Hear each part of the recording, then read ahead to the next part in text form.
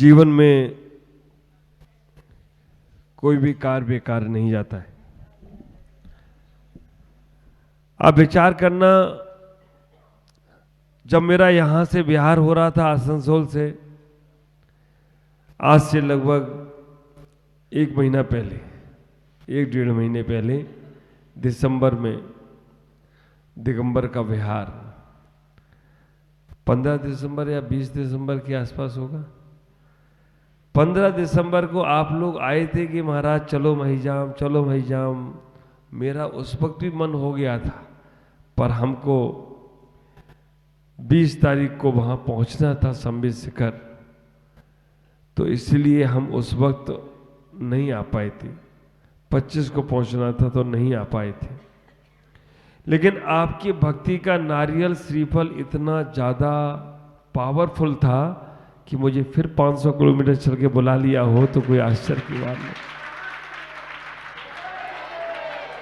आप विचार करके रखना, वो एक श्रीफल जो आपने आगे चढ़ाया था वो इतना पावरफुल होगा कि मैं संबित शिखर से मुंगेर चला गया, और मुंगेर में आकर मुझसे सब लोगों ने बोला महाराज 50 किलोमीटर कम पड़ेगा। दीपक भाई थे कि आप यहाँ से सीधे गिरिडीह जाओ, गिरिडीह से सीधे आप अगर पुरुलिया का रास्ता पकड़ोगे तो 50 किलोमीटर कम पड़ेगा। मैंने कि मुझे 50 किलोमीटर नहीं देखना है, मुझे महिजाम वालों की भक्ति देखकर आगे बढ़ने का प्रयास करना है। और बाबा का चमत्कार, पारस बाबा के दर्शन मेरे भाग में लगे थे। सहस्पड़ी पारसनाथ, यहाँ भी सहस्पड़ी पारसनाथ और मुंगेर में भी सहस्पड़ी पारसनाथ हो गए हों तो कोई आश्चर्य की बात नहीं। आपके अध्यक्ष जी जब मुंगेर पंचकल्याणक में आए तब वहां पर आकर वो रोज बोलते थे आज ही आपको आना है। मैंने श्रीफल तो चढ़ाओ पहले, तो उन्होंने एक दिन श्रीफल चढ़ाकर बोला कि आना है। तब से मेरे मन में बैठा था कि महिजाम जाना है। महिजाम है ना, महिजाम, मीजाम, ठीक है, जो आप समझते हो। तो आप विचार करके रखना, ये हम इतने कहना चाहते हैं कि कोई भी कार्य बेकार नहीं जाता है। आप जीवन में कोई भी अच्छे कार्य कर रहे हैं, आप ख्याल करना आपको पता भी नहीं चलेगा वो अच्छे कार्य का फल कब तुम्हें मिल जाएगा। अगर आपने कभी कोई गलत कार्य किया है तो पता भी नहीं चलता है उस गलत काम का फल का उदय कब आ जाएगा। कर्म करते समय हमें कर्म करना चाहिए, फल अपने आप हमें मिलने ही वाला है। ख्याल करो उस वक्त हमारे और मन, आपके मन में अब आप महाराज गए तो अब कब आना होगा, लेकिन आपने जो पुण्य अर्जन किया था वो फल देने आया है। इतना सुंदर मंदिर, और चढ़ते ही जाओ, पहले उतरो फिर चढ़ो। हाँ, हमें तो वहां की याद आ गई, अमृतसर की। अमृतसर में स्वर्ण मंदिर में जाओ तो वहां पहले उतरो, उतरते ही जाओ। लेकिन हमारा जैन धर्म है ना, पहले उतारेगा फिर चढ़ाएगा भी ऊपर। तो आप विचार करके रखना, पहले उतरो, पहले झुको। चवर होते हैं ना, पहले झुकते हैं फिर इतने ऊपर उठ जाते हैं कि भगवान के 64 चवर अपने आप होते हैं। तो हमें इतना ही सोचना है अपने जीवन में, मंदिर सुंदर है, धर्मशाला सुंदर है, सब कुछ है, हमें अपने मन को भी सुंदर बनाना है, हमें अपने जीवन को भी सुंदर बनाना है। हमारा जैन धर्म एक ऐसा धर्म है, मैं नहीं कहता हूं कि आज हम लोग जैन धर्म, कई लोग हैं तो इसलिए जैन धर्म, पूरा विश्व ही जैन धर्म को मानता है। आप विचार करना, जब मुझसे देख घर में पत्रकारों ने किया, पत्रकारों ने मुझसे पूछा कि आप कहते हो कि अहिंसा का पालन करना चाहिए, अचौर धर्म का पालन करना चाहिए, ब्रह्मचर्य का, ये आज केवल जैन ही लोग नहीं कर रहे हैं, अजैन लोग कैसे कर सकते? मैंने कि पूरा विश्व कर रहा है। जैन धर्म के नियम का पालन पूरा विश्व करता है। आप विचार करके रखना, कैसी विराटता है अपने पास, कैसी विशालता है अपने पास। हम अहिंसा धर्म का पालन करते हैं कि किसी जीव को नहीं मारे। आप विचार करके रखना, हम एक इंद्रिय जीव की भी हिंसा का त्याग करने का प्रयास करते हैं, गृहस्थ अवस्था में प्रयास हो सकता है, साधु अवस्था में तो त्याग ही होता है। पूरा विश्व इस अहिंसा धर्म को मानता है। कोई भी ऐसा नहीं है संसार में जो अपने परिवार का हनन चाहता है, अपने परिवार को मारना चाहता है, अपने परिवार की हिंसा करना चाहता है। कोई भी कितना भी क्रूर से क्रूर प्राणी भी होगा, कोई भी कितना भी क्रूर से क्रूर प्राणी भी हो, वो भी अहिंसा में जीवन जीता है, अंशों में जीता है। देखो, हर कोई एक साथ तो एमकॉम की पढ़ाई नहीं कर सकता, हर कोई तो एक साथ तो बड़ी डिग्रियां नहीं प्राप्त कर सकता, छोटी छोटी डिग्रियों से ही बड़ी डिग्रियों में जाएगा। तो संसार में क्रूर से शेर भी, आप विचार करना, शेर का भोजन मांसाहार है, इसी मुख से शेर मांस को, बछड़ को, शिकार को पकड़ता है और इसी मुख से अपने बच्चे को भी पकड़ता है। बच्चे को पकड़ते समय उसके मन में भाव रहता है कि दांत उसको लग ना जाए। आप विचार करके रखना, वो क्रूर प्राणी शेर भी अहिंसक है, क्योंकि वो अपने बच्चे का भक्षण नहीं कर रहा है। इस मामले में वो उसको भी अहिंसक कहा जाए तो कोई आश्चर्य की बात नहीं होगी। ख्याल करो, वो शेर के ही मुख में तो था हिरन, वो शेर के मुख में हिरन शिकारी करके जा रहा था और उस वक्त दो मुनिराज मिल गए। सत्य घटना है, भगवान महावीर की पूर्व पर्याय की घटना है। दो मुनिराज मिल गए और दोनों मुनिराज ने कहा, हे बन के प्राणी, हे बन के राजा, तुम ही रक्षक होकर भक्षक हो रहे हो, तो कैसे तुम अपने जीवन में अपने परम तत्व को पाओगे? और तुम आगे चल के तीर्थंकर महावीर होने वाले हो। उस शेर के मुख से उसका भोजन छूट गया, वो हिरन छूट गया और आंखों से अश्रु धारा निकलने लगी, हाथ जोड़कर बैठ गया। और आप विचार करके रखना, उसने अहिंसा धर्म का पालन किया। उस शेर ने अहिंसा धर्म का पालन किया। अहिंसा की वाणी में वो ताकत होती है कि खूंखार शेर को भी जलेबी खिला देती है। मालूम है ना,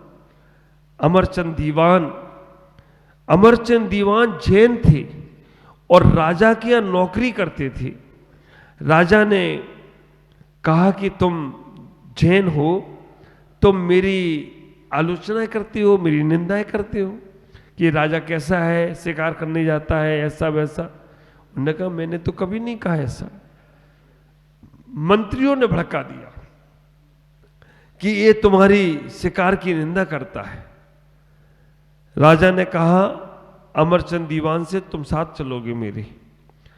अमरचंद दीवान को साथ में लेके गए और जैसे ही राजा शिकार करने लगा, अमरचंद दीवान ने एक ही बात कही, हे हिरनों, हे बन के मूक प्राणियों, तुम मत भागो, क्योंकि तुम्हें बचाने वाला ही जब तुम्हें मारने को तैयार हो गया है तो अब तुम्हारी रक्षा कहीं होने वाली नहीं। आपको आश्चर्य होगा, जिनागम की सत्य घटना, आश्चर्य होगा कि सारे हिरन वहीं के वहीं रुक गए, सारे प्राणी वहीं के वहीं रुक गए। आप ख्याल करो, ऐसा हम लोगों के साथ भी कई बार होता है। महाराष्ट्र में हम एक जगह जा रहे थे, कोई सन्यासी ने हमको बुलाया, हम कहीं भी चले जाते हैं, हम वहाँ जा रहे हैं दर्शन करने के लिए। उन्होंने बुलाया कि महाराज आप आओ, मुझे हमारे यहाँ उपदेश देना। भीड़ के पास रास्ते से जा रहा हूँ, पूरा एक हिरणों का झुंड मिल गया और सारे के सारे हिरण जब तक मैं वहां से निकला नहीं खड़े रहे और सर लटका के खड़े रहे। मैंने कहा, यार गजब हो गया, इनको डर भी नहीं लग रहा है। और उन्हें मालूम था कि एक अहिंसा का पुजारी जा रहा है, तो हमें इससे भय कैसा। और जब मैं वहां से आगे निकल गया, मैं पीछे भी मुड़ के देखा तो वो, हम जब तक वहां से निकले नहीं, उनके सर झुके रहे और निकल गए तो सर उठाकर देखते रहे, जहां तक मैं दिखता रहा वो हिरन देखते रहे हो। तो कोई आश्चर्य की बात नहीं, ये साक्षात मेरे साथ घटना कर। आप विचार करना, जब अमरचंद दीवान ने ऐसा कहा तो सारे हिरन रुक गए। राजा को आश्चर्य हुआ। राजा ने अमरचंद दीवान से कहा कि तुम इतना ज्यादा अहिंसा को महत्व देते हो, तुम शेर को अहिंसक बना सकते हो क्या? अमरचंद दीवान ने कहा, क्यों नहीं। 3 दिन का भूखा शेर और उस कटघरे में अमरचंद दीवान को भेज दिया गया। अमरचंद दीवान के हाथ में जलेबी का पूरा थाल था, और अगर वो अंदर गए और जाकर उन्होंने पूछा, शेर से कहा, अगर मैंने तुम्हारे बारे में कभी कुछ गलत कहा हो, गलत सोचा हो, गलत बोला हो, इस पर्याय में नहीं, कोई भी पर्याय में, तो तुम उसका बदला लेना, मेरा भक्षण करना। और मैंने कभी किसी तुम्हारे बारे में गलत नहीं सोचा है, तो ये तुम भूखे हो, तुम वनराज भूखे हो, 3 दिन से तुम्हें भोजन नहीं दिया, तो तुम जलेबी खाकर अपनी क्षुधा का शमन करना। आपको आश्चर्य होगा कि वो शेर, सब लोग यही कह रहे थे कि आज तो गए अमरचंद दीवान। आप विचार करना, शेर ने अमरचंद दीवान को झुककर प्रणाम किया और जलेबी खाकर अपनी क्षुधा का शमन किया हो, तो कोई आश्चर्य की बात नहीं। ये हमारे जिनागम में अहिंसा की बात कही। आज पूरा विश्व अहिंसा को मानता है। हम आपको ये चीज इसलिए बता रहे हैं कि हमें ये गौरव होना चाहिए, हमें अपना गर्व होना चाहिए। जैन कुल में हमने जन्म लिया है, तो जैन कुल में जन्म लेने वाला व्यक्ति कितना कितना सुपर पावर रखता है। आप अपने जीवन में यही सोचना। आज देखा जाए तो देश की सीमा पर जो सैनिक खड़े हैं वो सब अहिंसा के लिए खड़े हैं, क्योंकि उनको इसलिए खड़ा किया गया कि तुम यहां पर कोई आतंकवाद ना फैले, कोई हिंसाएं ना हो। जब मैं पाकिस्तान के बॉर्डर पे गया, बद्रीनाथ की यात्रा, और पाकिस्तान बॉर्डर पे गया, एक तरफ हिंदुस्तान के सैनिक, एक तरफ पाकिस्तान के सैनिक, उनकी सैन्य कला को आप देखें तो ऐसा लगे कि अभी युद्ध हो जाएगा। ऐसे आंख दिखाते हैं, ऐसे बंदूकें दिखाते हैं, ऐसे सब कुछ करते हैं, लेकिन सैन्य कलाएं थी। वहां जब मैंने बात कही कि आप अपने जीवन में यहां पर हिंसा के लिए नहीं, अहिंसा के लिए खड़े हो, क्योंकि आपके एक दूसरे के लड़ाई ना हो जाए इसलिए खड़े हो। उन्होंने भी यही बात स्वीकार किया। उन्होंने कहा, महाराज, चाहे भारतीय सैनिक हो चाहे पाकिस्तानी सैनिक हो, हम दोनों में आपस में कहीं कोई विवाद नहीं है। हम तो शाम को बैठकर एक साथ गप सड़ाका करते हैं, चाय पीते हैं, लेकिन ऊपर वाले लोग हम लोगों को लगा देते हैं कि जाओ उनको खत्म करके आओ, तो मजबूरी में ऐसा करना पड़ता है। अहिंसा धर्म का पालन आज पूरा विश्व कर रहा है। अब विचार करो, जैन धर्म के 3 नियम, रात्रि भोजन नहीं करना, पानी छानकर उपयोग में लेना और देव दर्शन करना। आज डॉक्टर भी बोल रहे हैं कि आप सोने के 5 घंटे पहले भोजन कर लेंगे तो आपका स्वास्थ्य ठीक रहेगा। आप खाते हुए सोएंगे तो दांत का काम आंत को करना पड़ेगा, बहुत तकलीफ होगी। आज डॉक्टर्स भी बोल रहे हैं कि आप अपने घर में एक्वागार्ड लगाओ, पानी छानकर ही पीना। एक्वागार्ड में आप छानते हैं, तो ये जैन धर्म के नियम का ही पालन किया जा रहा है। हमारे पास ये सारी चीजें हैं, पर हम उनका उपयोग नहीं कर पा रहे हैं। जैन कुल में जन्म लेने के बाद भी अगर इनका उपयोग नहीं किया तो फिर कहां तुम्हारा जन्म होगा, ये आप सोच सकते हैं। आप विचार करके लगना, 3 लक्षण साधु के हैं और 3 उपकरण साधु के हैं। 3 लक्षण श्रावक के हैं और 3 उपकरण भी श्रावक के हैं। 3 लक्षण साधु के कौन कौन से 3 लक्षण हैं जिससे तुम समझोगे ये साधु सही है? तो आचार्य समदभट्ट स्वामी कहते हैं, विषया वसाती तो निरारंभो परिग्रह, ज्ञान ध्यान तपो रखता, तपस्वी सा प्रशस्ति। तो इतना ही कहने का प्रयास करते, ज्ञान ध्यान तप में लीन होना चाहिए। साधु का चलना भी ज्ञान है, साधु का बोलना भी ध्यान है, साधु का अपना जीवन भी तप में है। ज्ञान ध्यान तप में रक्त है वो साधु है। आपके भी 3 लक्षण कही, पानी छानकर पीना, रात्रि भोजन नहीं करना और नित्य देव दर्शन करना। आप विचार करना, साधु के 3 लक्षण अगर नहीं पालन करे तो साधु नहीं, और तुम अगर 3 लक्षणों का पालन नहीं करो तो तुम्हें श्रावक कहा जाए। फिर भी हम लोगों की एक बड़ी उदारता है कि तुम लोगों को श्रावक कह रहे हैं। हम लोग अगर ज्ञान ध्यान तप नहीं करें तो आप हमें साधु नहीं मानोगे, अभी आप आलोचना शुरू कर दोगे। और सारे साधुओं को मालूम है कि आज का श्रावक कितना चौथे काल का है। पंचम काल का तो छोड़ो, छठे काल की भी गिनती आएगी कि नहीं मालूम नहीं है। लेकिन फिर भी हम लोग तुम लोगों को जैन मान रहे हैं। क्यों? क्योंकि जैन धर्म को आगे बढ़ाना है। अब बच्चा कभी कभी गलती करता है, फिर भी उसको बच्चा तो अपना मानना ही पड़ता है ना। अब बच्चा गलती करे, उसको भगा दिया जाए तो वो बच्चा फिर पड़ोसी का हो जाएगा, इसलिए उसको तो अपना मानना ही पड़ेगा, क्योंकि संभालना उसको ही है।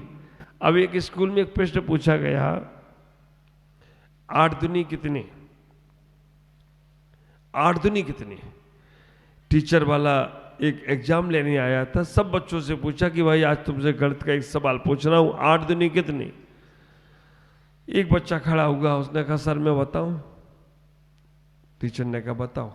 उसने कहा 8 दूनी 18।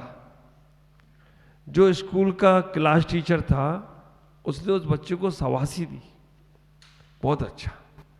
जो एग्जाम लेने आया था उसने बोला भाई जी बोल रहा है 8 दूनी 18 और आप इसे शाबाशी दे रहे हो, ये गलत बोल रहा है, गलत में शाबाशी दे रहे हो। तो उस टीचर ने, जो क्लास टीचर था, उसने कहा सर मैं इसलिए इसे शाबाशी दे रहा हूं, कल मैंने इससे पूछा था कि 8 दूनी कितने, तो कल इसने 20 बोला था। 8 दूनी 20, आज 18 पे आया है, कल 16 पे भी आ जाएगा, इसलिए मैं इसे शाबाशी दे रहा हूं। आप विचार करके रखना, कल इसने 8 दूनी 20 बोला था, तब मैंने सोचा चलो थोड़ा सुधरेगा, तो आज कम से कम 18 पे तो आया है, कल यही 16 पे भी यही आएगा।